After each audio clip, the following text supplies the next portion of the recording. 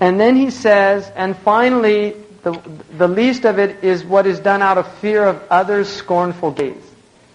Right? In other words, you do it, that's the least of the riya. You do it just because you don't want people to say, he's a bad person or something. So he says, it is cured by knowing that had all creation joined forces to oppose you or support you, they would not be able to without His permission, Allah. Indeed, He alone possesses rewards for your actions in your two abodes. In other words, in dunya and akhirah, it's Allah alone. It's also cured by maintaining awareness of its harm, which results in detesting it and thus causes it to pass. That is its intellectual treatment. Its practical treatment is accomplished through veiling one's actions from the eyes of others and by reciting Surah Al-Ikhlas often and say the istighfar. So this is a really important treatment here for everybody, because this disease is a serious disease and we all want to be free of it. And so the first one is doing things, veiling your actions. This does not mean that you should not do actions in front of people, but it means that you should also, out of fear of riya, if you're able to do it when people aren't there, it's better to do it that way. So if you're going to donate money, it's better not to do it in front of people. Although, the ulama say if your intention is to encourage other people, it's a good thing. So it has to be weighed in mind. You have to look into your heart, what you want. If you want to show off that you're the one giving the $10,000 donation or $5,000 donation, then you do it secretly. But if you really don't feel that, you want to encourage others, something like that, then it's permissible. So you have to watch your own heart and guard it. And this is a very subtle matter. So avoiding doing things, night prayers, right? Doing night prayers where people aren't going to see you, where people aren't going to reciting the Quran, doing dhikr, things like that. And even though the ulama do say that for scholars it's better to do these things also where people see them, to encourage them and to give them that. It's also a danger for people of knowledge, because they are as susceptible or often more susceptible to this disease than other people, right? Because of the nature of their position and things like that. Now the other thing is Surah Al-Ikhlas. Ikhlas, if you look at the actual meaning of the word, Ikhlas comes from a word khalusa, which means to be pure. And it relates to honey, pure honey, leban khalis, pure milk. Leban khalis is leban that has nothing's come into it. It's pure, right out of the udder. So it hasn't been contaminated by anything. And that's what the deen al-khalis to Allah is, that which is not contaminated with riya. That you worship Allah and there's no contamination of riya, of hidden shirk, of doing it for other than Allah's sake. And the mukhliseen are the people that do that. Now if you look in the Quran, there's two words that are used. Mukhlas and mukhlis. You can find them both in the Quran. The mukhlis is the active participle, and the mukhlas is the passive, which indicates there has to be a tawfiq from Allah. It's not enough for you to be sincere from yourself. There has to be a tawfiq from Allah subhanahu wa ta'ala as well. And that's the secret of success, is that Allah gives this tawfiq. And that's why Abu Hassan al-Shadri said, Allahumma اجعل سيئاتي سيئات المحبوب لديك ولا تجعل حسناتي حسنات المبغوض لديك. Make my bad actions the bad actions of those you love, and don't make my good actions the good actions of those you hate. Right? In other words, you have to have tawfiq from Allah. And Allah promises tawfiq if you do certain things. So it goes together. And this is why if you're a mukhlis but you're a mubtadi', you're not mukhlas.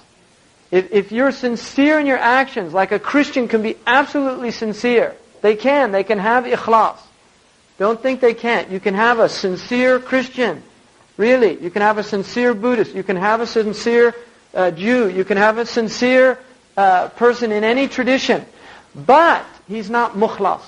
Why? Because his action is not in accordance with what Allah wants. Did you understand the difference? So the mukhlis, who's also mukhlas, is when his action is sincere solely for the sake of Allah, and with that, he's doing what Allah loves him to be doing, not what Allah hates him to be doing. Alright? So that's really important to recognize that difference. So Allah has commanded us to do things and given us a sharia. We have to follow and be in accordance with the sharia. If we're not, we don't get tawfiq. There's no tawfiq. It doesn't matter how sincere you are. Right? And I know Christians have a hard time with this. Right? Because the Christian focus is to say, the law is not really important. The important thing is the spirit of the law. No, we say both are important. One, and that's where you get the tawfiq. The tawfiq is following the law and the spirit of the law. Because you can be following the law. You're doing exactly what Allah tells you to do, but it's not for the sake of Allah. So there's riya, ghair muwaffaq. So you're not sincere, you're not mukhlis, even though the action is in accordance with what Allah has commanded you to do. So outwardly you're praying, like Allah told you 5 times a day. You're paying your zakat, like Allah told you. You go on your hajj. You do all those things, outwardly, everything looks good. But you're doing it for other than Allah. No tawfiq. And on the other hand, you can have inside, you're doing it sincerely and for God, right? I'm doing it for God. Charity. You do it hidden. A Christian knows about it. They have these things too. They know about this, not being sincere and things like that. It's in their tradition. So there's a Christian, he's doing it, but he's not doing it in accordance with what Allah says. So you have to be with the spirit of the law, but also the letter of the law. So our deen is the middle way. The Jewish way is a focus on the law, forget the spirit of the law. The Christian way is focus on spirit of the law, forget the law. So they're both wrong. One's maghdub alayhim and the other's dallin. Mukhlas is a passive. And mukhlis is an active. In other words, in the mukhlas, it's Allah who's making you that way. And the mukhlis, it's coming from you.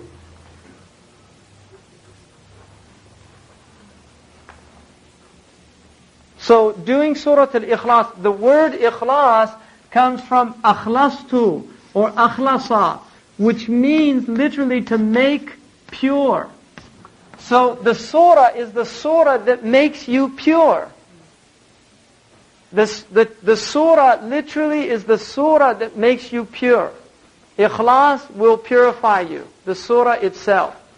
And that's why, and I put in the note there, that Murabt al-Hajj, Hafizullah, most people that come to him with diseases of the heart, he tells them ikhlas, to do a lot of ikhlas, Surah al-Ikhlas, including waswasa, like obsessive compulsive thought.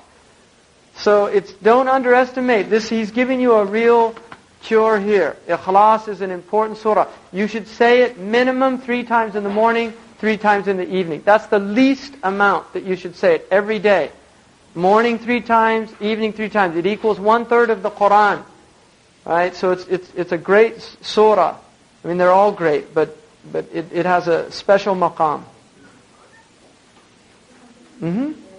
What's that?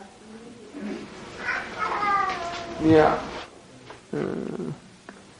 He says, بِعِلْمِ أَنَّ الْخَلْقَ لَوْ تَضَافَرَ عَلَيْكَ أَوْ لَكَ أَخِي مَا قَدَرَ إِلَّا بِإِذْنِهِ وَعِنْدَهُ أُجُورٌ دَارَيْكَ وَهُوَ الْقَادِرُ الْبَرُّ الشَّكُورُ بِشُعُورِهِ ضُرُّهُ فَيُكْسِبَ ذَلِكَ بُغْضَهُ وَذَا أَنْ يَذْهَبَ دَوَاؤُهُ الْعِلْمِي وَسَتْرُ الْعَمَلِ عَنْ أَعْيُنِ النَّاسِ الدَّوَاءُ الْعَمَلِ وسورة الإخلاص في الإكثار منها ومن سيد الاستغفار.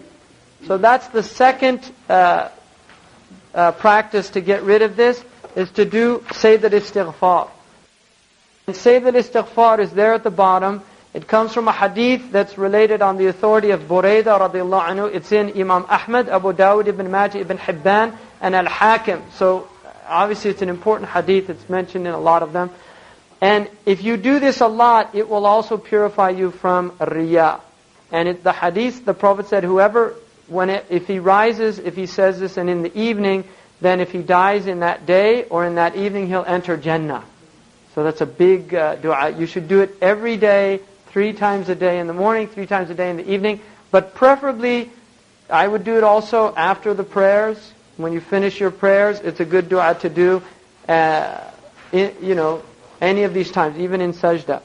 And it goes, Allahumma anta rabbi, Allahumma anta rabbi. Oh Allah, you are my Lord. If you want me to write the phonetic, do some people want the phonetics? Alright. Allahumma anta rabbi la ilaha illa anta kharaqtani. وأنا عبدك وأنا على عهدك ووعدك ما استطعت أعوذ بك من شر ما صنعت أبوء لك بنعمتك علي وأبوء بذنبي فاغفر لي فإنه لا يغفر الذنوب إلا أنت. خلاص. This is really a cure. I guarantee you. Try it on yourself. He's not making this stuff up. This is a science. Do what he's telling you to do, and you'll get it. Say in every day, say that dua. Every evening, say that dua. Do Surah Al-Ikhlas. Right? Really do it with the intention of ikhlas. Ya Allah, akhlasni liwajhika al-kareem. Do it. Say it to Allah alone in the night. Get up. Ya Allah. Allah can do that. And if you do it with sincerity, He'll do it. But, if it's all just like, oh, okay, and what's next? What's the next disease? I mean, this is serious stuff. This is our lives, this is serious stuff. This is our life. I take this stuff really seriously because it scares me. I read this stuff. I read Imam al-Ghazali's signs of insincere preachers and sincere preachers, and I'll tell you, I saw more stuff on the insincere side. And it really frightened me. You read this stuff, this is the danger of this science. You start reading it, and you start seeing yourself in it, and it's unnerving because we're going to be taken into account for all this. Right? This is what life is about. And either we get the point or we don't. But the point is, we've been given a huda. This is guidance. And we're being told. Now another thing, which is a really important dua to do. Right?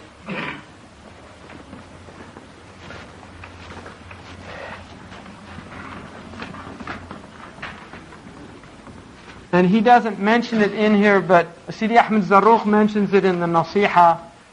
And it's a great dua. It's from our Prophet ﷺ, so it has to be great. But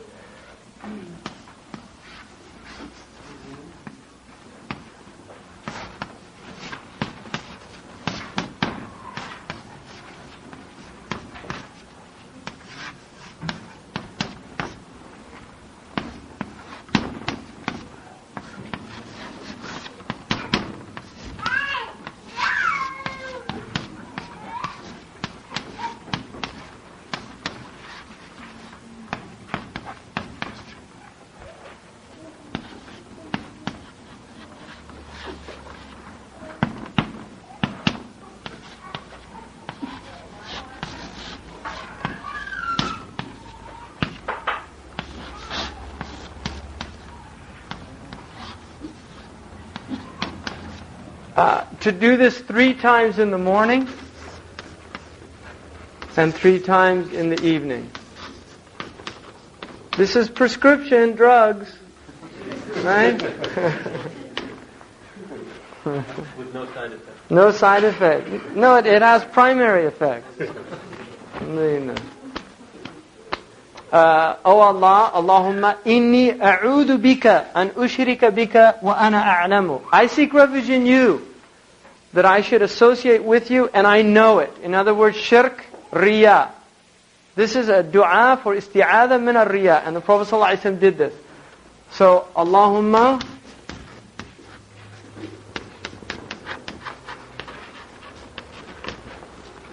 inni a'udhu bika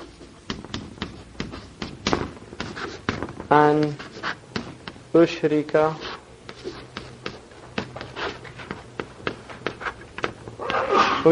bika وأنا أعلم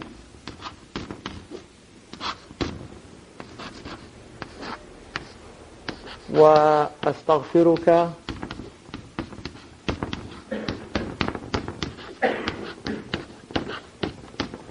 من كل. And there's a riwayah مما لا أعلم. The one Sidi Ahmed Zarruq gives us من كل ما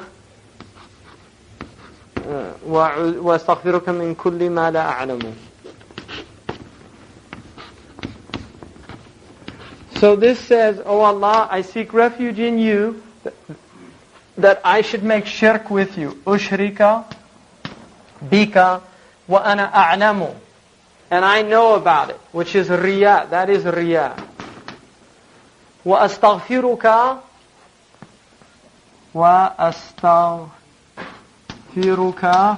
min kulli ma la a'lamu. And I ask forgiveness for anything that I'm not aware of. Because there's shirk that you're not even aware of. In other words, riya is very subtle, and it gets more and more subtle as the more you work on yourself. Alright? So and I mentioned the story, one of the Salaf used to pray for 40 years. He prayed every day in the first line, and one day he was late, and he didn't want to go in because he didn't want people to see him in the later lines. And he said that he realized 40 years he was just showing off. And so he repeated all of his prayers for 40 years. Now the ulama use that example just to say, sayyat hasanat al-abrar, sayyat al-muqarrabin. The good actions of righteous people are the bad actions of people that are in the presence of Allah. So it just gets finer and finer. And so I wouldn't, what we really worried about is literally, we're conscious of it. And we just have to ask Allah to forgive us for anything we're not conscious of. And that's what this dua is. And it's from the Prophet ﷺ. So in it is a shifa. وَنُنَزِّلُ مِنَ الْقُرْآنِ مَا هُوَ شِفَاءٌ وَرَحْمَةٌ لِلْمُؤْمِنِينَ. We reveal in this Qur'an what is a shifa, a healing for the hearts, and a rahmah. Right? Shifa'un lima fi sudur. Right? It's a shifa for what's in the hearts. The Qur'an is a shifa. وَنَشْفِي صُدُورَ قَوْمٍ مُؤْمِنِينَ. And we cure, Allah says, nashfi صُدُورَ وَيَشْفِي, the Qur'an, وَيَشْفِي صُدُورَ قَوْمٍ مُؤْمِنِينَ. And the Qur'an cures the hearts of believing people. Right? So, the heart can be cured, and this is one of the du'as. Because the Qur'an tells us to, وَمَا أَتَاكُمُ الرَّسُولُ فَخُذُوهُ. What the Prophet gave you, take it. So he gave us this, so it's a really good du'a to do every day, at least 3 times a day. And then he says, and this is really, look at this. He says, لِزَمَنِ الْقَلْبِ مِنَ الرِّيَاءِ يُلْفَى دَوَاءً أَيَّمَا دَوَاءِ. As for the chronically diseased heart that results from constantly showing off by doing good works, even it will find a cure in this. And what a cure. So he's letting you know this is a serious treatment for this disease. Alright, so people believe it and practice it, and inshallah you'll see the results of it, bi'idhnillah. And then he says, أَمَّا الرِّيَّا بِسَتْرِ ذَنْبٍ أَوْ خَنَا فَوَاجِبٌ كَمَا إِبْنُ زُكْرِ بَيَّنَا. He's saying, as for hypocrisy, and here riya is closer to a type of hypocrisy that relates to veiling your wrong actions, hiding your faults. This type of riya is a riya that is wajib, according to Ibn Zukri. In other words, if somebody says to you, did you ever drink alcohol? You say, I never drank alcohol. If somebody asks you, did you ever steal? And you made tawbah from that. Then you say, no, I never did that. He's saying that that's something that's not riya. That's actually that's actually really important. It's a wajib. It's not considered a lie by Sharia. And I'll tell you why. My note there is that this is in fact a type of riya if the person desires others to consider him better than he is by concealing his misdeed from them. In other words, it becomes riya when you're doing it because you want people to think you're better than you really are. But it is an obligation to conceal one's wrongdoing, not for this reason, but so that misdeeds are not taken lightly by the community. Because you see, if I don't know that you've drinking alcohol, and I say, have you ever had alcohol? And you say, yes. I say, oh, then I'm not that bad, you know. You see, it kind of, it lessens the whole enormity. Because kabira means enormity. The word in English language, enormity, means a great evil. It's very similar to kabira. Kabira is an enormity. You don't want to make little of enormities. You want the society to actually respect. And I just added in there that although, because if people freely admit their transgressions, this leads to complacency and lack of shame. And although there's an obvious hypocrisy inherent in this, it is really a type of homage that vice pays to virtue, in order that virtue can act as a deterrent to the inurement of deviation in the social arena. In other words, you know, vice, in a healthy society, virtue is the norm, is the ma'ruf, and vice is the munkar. In an unhealthy society, the opposite occurs. So when you have a healthy society, vice has to pay homage to virtue by hiding itself. Do you see? So it's not a hypocrisy, it's a respect for virtue. And that's why the Sharia is honoring it. And the danger, see, this is what like Freud said. Now, this is all hypocrisy, and really you're all seething with sexual lusts and with desire and all these things. So just let it all come out and you'll be healthy. And now, you know, welcome to 1998, right? Seriously. Where it's all, I mean, unbelievable. Newsweek, you can't really even read it now. It's the last few issues are unbelievable. The stuff, and there's no shame. None. I mean, this guy Will, writing, it's pornographic, and he's like a conservative commentator for Time or Newsweek or something. And there's no shame, because they're no longer paying homage to virtue. They don't even have the shame to hide it all. It's all like, the problem here is not what he was doing in the room. That's all fine. There's no big deal. The problem is he lied about it. I mean, this is really the whole, you know, so it's become all sick and perverse. And even some people are saying, well, big deal, everybody lies about that. You know, it's not like lying about something really big. But it is big, it's an enormity. How did it become such an insignificant thing? Because in this culture, in the 1960s, in most cities in the United States, if an 1960s people, if an unmarried girl got pregnant, she disappeared. She disappeared from the community. And about 7 or 8 months later, she showed up again. And they say, oh, well, she went off, you know, to stay with her grandparents. What she did was they sent her to a place to have her baby, and then they put the baby up for adoption. She came back into the community, and nobody knew about it. Because there was shame. That's 1960s. You know, seriously, that's not that long ago. In 1968, a woman was kicked out of Radcliffe for living with a man in the same apartment. 1968, Radcliffe was, at that time, still considered a reasonably radical place. And they kicked a girl out for living. Now there's co-ed dorms. I mean, who cares? So how did it get from that? It got from that by having, big deal. Who cares? Belittling it. So Islam says, no, it's better to have that hypocrisy, because what it is really, it's honoring virtue. That's the important thing. It's not that there's that hypocrisy. That's seen as less harmful than what happens when it's all let it all hang out type attitude. You know, big deal. That is what's dangerous, not the hypocrisy. And this again is the idea in Sharia of lesser of the two evils. They're both evil. You can see that. Obviously nobody wants to be a hypocrite or tell lies or say, no, I never did something and you did it. But the point is, the Sharia is saying there's a greater evil in saying that you did it. Because it's going to lessen the impact of the action when other people start saying, oh, he's doing that too, or oh, he did it. Oh, well, maybe it's not, that bad. So instead of having that attitude, no, of course not, I would never do that. Because there's a shock. Seriously, this is really serious stuff. And this is how the Muslims viewed the world, right? Is that there was shame, right? But you're saying that the intention is important. I mean, you're not lying to show yourself as a better person. Right. What you're doing is you're trying to, what you're doing is you're recognizing you don't want this other person to lessen their fear and their disgust in the wrong action. That's the important thing.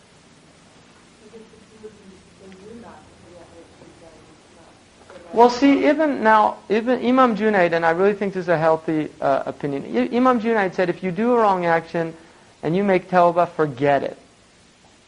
Don't dwell on it. Have a fear of returning to it, but don't dwell on it.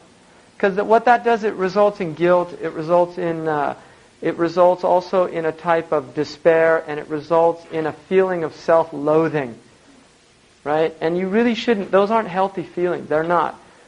If you make tawbah, astaghfirullah, and make a sincere tawbah, don't return to it, and then just forget about it, like it never happened, right? And that is a. What happens if it's one of the big ones, like river or something like that, and you can't get out of it, and therefore you're in a state of disbelief? Well, you're not. If somebody's in an enormity like a riba, that's not kufr. It is an enormity, and it's a bad one. And it shouldn't be taken lightly at all. But it doesn't take you out of the pale of Islam. You're still within the fold of Islam. It's an enormity. If you've gotten yourself into that situation and it's not easy to get out of it, right? Then you have to make tawbah and do whatever you have to do to get out of it. In other words, begin that process and make the tawbah, get out of it. Once you're out of it, you make, khalas. Tatub ila Allah subhanahu wa ta'ala. And tawbah has to be sincere.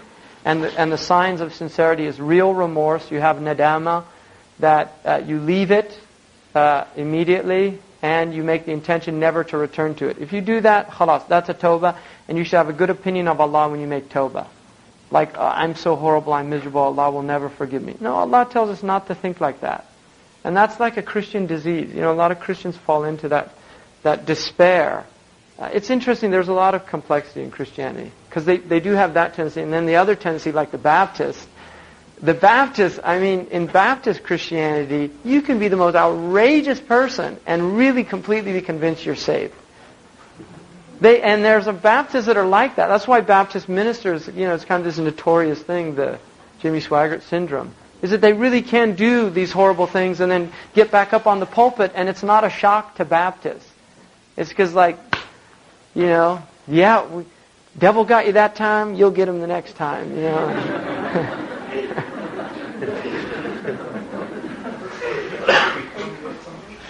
need to make tawbah for what you did before? No. Al-Islam yajubu ma qablahu. Islam is tawbah. Islam is the tawbah of a non-Muslim from his kufr. And that, by consensus, is accepted.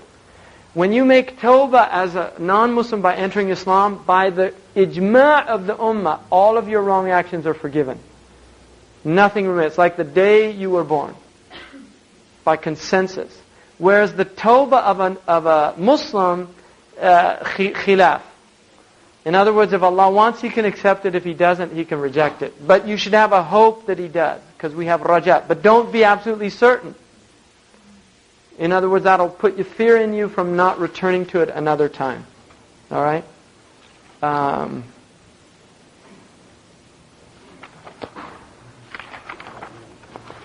I think inshallah, we can stop there.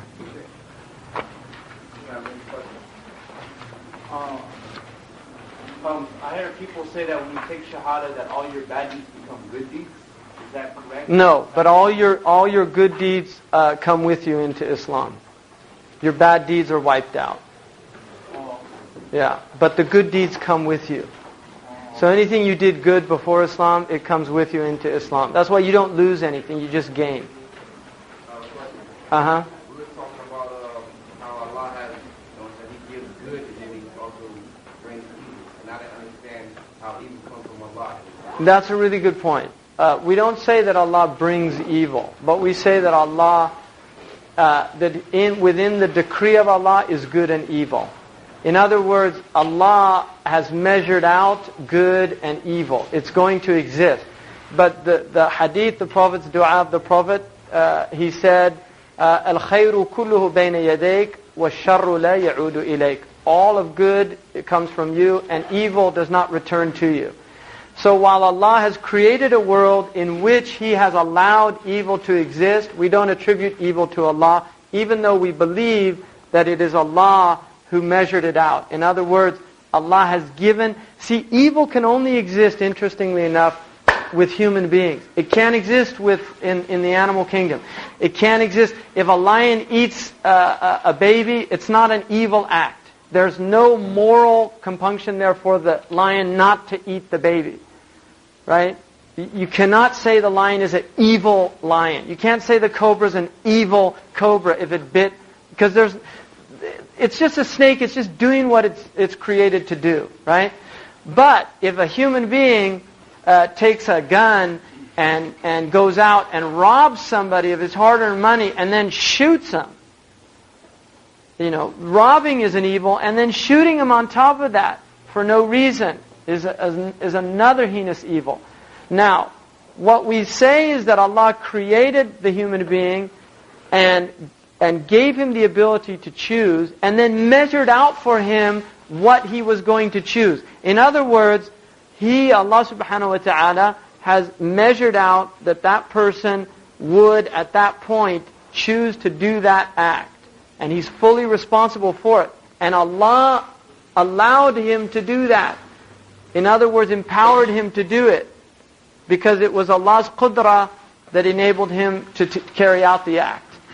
And it was Allah's mashi'ah, right? His providence and His will that allowed that person to will what he wants. وَمَا تَشَاءُونَ إِلَّا أَن يَشَاءَ اللَّهُ. You don't will anything except Allah wills it at the same time.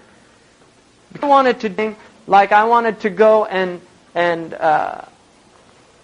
do something harmful to somebody over here. And I start walking, now my mashi'ah has started. But if Allah doesn't want harm to come to that person, right, and the person gets a heart attack, drops dead on the way, He willed something, but Allah didn't will it. So anything that you actually do can only be done if Allah wills it as well. And that is when it's tawfiq, when what you will is what Allah loves, and it's khudlan when what you will is what Allah hates.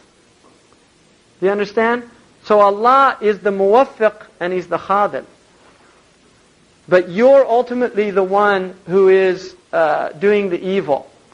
We don't attribute the evil to Allah, but we admit that Allah has measured it out in the world.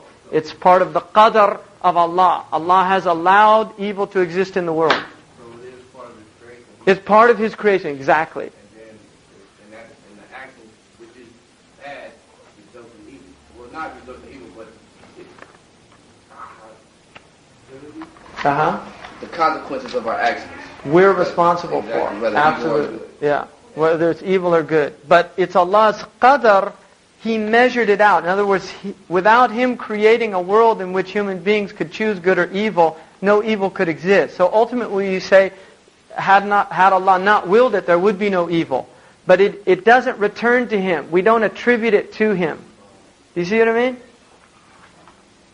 How do you know that there is a rida of Allah in your action and a huzun of Allah? How do you know what? How do you know that there is Allah, like your will and Allah's will at that particular moment you're going to an action is there? If it's in the Sharia. If it's not in correspondence with Sharia, then there's no tawfiq. But if what you're doing is done with ikhlas, sincerity, and it's in accordance with Allah's laws, then there's tawfiq. That is tawfiq. That's what muwaffaq means. Somebody who their actions, what they will, is what Allah loves them to do.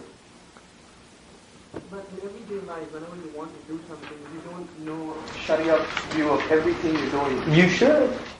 وَيُقِبْرُ أُمُورَ حَتَّى يَعْلَمَ مَا اللَّهُ فِيهِنَّ بِهِ قَدْ حَكَمَ. Ibn Ashir, he stops everything until he knows what the hukum of Allah is. You should never engage in anything that you don't know what Allah has willed in it, has decreed. It's haram to do anything that you don't know the hukum of Allah. And thank goodness, the vast majority of things are permissible. And there's only a small group of things that are haram, and you have to learn them. It's pretty simple. Wallahi, Allah didn't make the deen hard. I'm serious. The deen is not difficult. لا يكلف الله نفسا إلا وسعها. The problem is, human beings they don't want to do these things. Taqwa is very simple. Taqwa is 4 things. Taqwa is doing what Allah commanded you inwardly and outwardly. Inwardly with ikhlas, outwardly in accordance with His laws. Right? That's the first 2 parts. The second 2 parts is not doing what He told you not to do inwardly and outwardly. Leaving it not out of fear that somebody's going to see you going into the bar. Right? Out of fear of Allah. Right? That's inwardly with ikhlas. And outwardly, not doing it, whether you're alone or whatever. And that's all taqwa is. And if you have taqwa, Allah promises you every good in this world. He promises you makhraj. He promises that He'll rectify your children. He promises you He'll forgive your wrong actions. He promises you that He'll open up the gates of the heavens and rain and give you good agriculture. He promises you that you'll have a good life, hayat tayyibah. He promises you all these dunya things, and then He promises you other worldly things. He promises you that He'll forgive you, that He'll enter you into paradise, that He'll put you in the company of the nabiyyin, the prophets, the siddiqeen, the righteous people, the shuhada, the martyrs, and the salihin. I mean, what a deal. What a bargain. Is there any blame on the person who asks about a Muslim? Yeah, it's not a good thing to do. It's called ihraj. Ihraj, the Arabs, ihraj is when you Yeah, it's like putting somebody in an embarrassing type, and particularly about wrong actions. Not a good thing. It's again, that's muru'ah. And it's also, the Prophet ﷺ said, "Min husni Islam al-mar'i tarkuhu ma la ya'ni." From the good Islam, the beautiful Islam of a person is to leave what doesn't concern him. It's no concern of yours what he does in between him and Allah. And it's better not to know it, because one, you'll think badly of. Imam Malik radiallahu anhu, they asked him how old you were. He said, "Ya'nik." Is it any concern of yours? And he was asked about that, and he said, "Look, if you tell them your age, either they'll say, 'Oh, I thought you were older,' and so they belittle you, or they say, 'Oh, I thought you were younger,' right? So you can't win." What about in the case of marriage? No, that's different, because there's a concern. Right? I mean, if you're getting married, there is a concern, and age is one of the concerns of marriage. It's a perfectly valid reason for a man to be concerned about the age of a woman, because there's things that relate to marriage and that, and also the woman with the man. That's why it's not permissible, for instance, to dye your hair. If you have gray hairs, and go and dye your hair and then go to the woman and present yourself as a shab, and then she marries you, and suddenly, she starts seeing the roots, right? Sorry, I meant in regards to vice. Oh, well, yeah, that's a big problem. And vice. That is a really major problem, because obviously in traditional cultures, people knew good people, good families from bad families. I mean, it was just a known.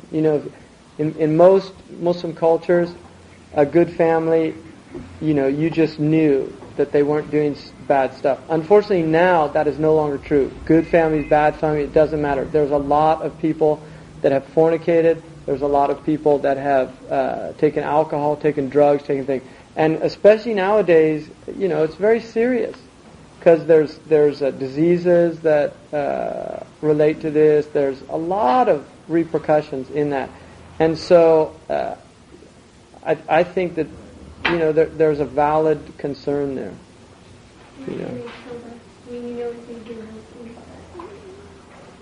Well, it depends on what it relates to. I mean, I think in terms of zina, people have a right to know if they're getting into a marriage, the condition of. Now, in Sharia, the verse, that a fornicator can only marry a fornicator, right, or the polytheist. That has to do with before Tawbah. In other words, the Baghiya was a woman who would just sell herself in the marketplace, and it was prohibited to marry somebody like that if that was their condition. If they made Tawbah, then there's no prohibition against it. But, that's something that people have the right, I think, in relation to the situation that we're in now. Does that make sense?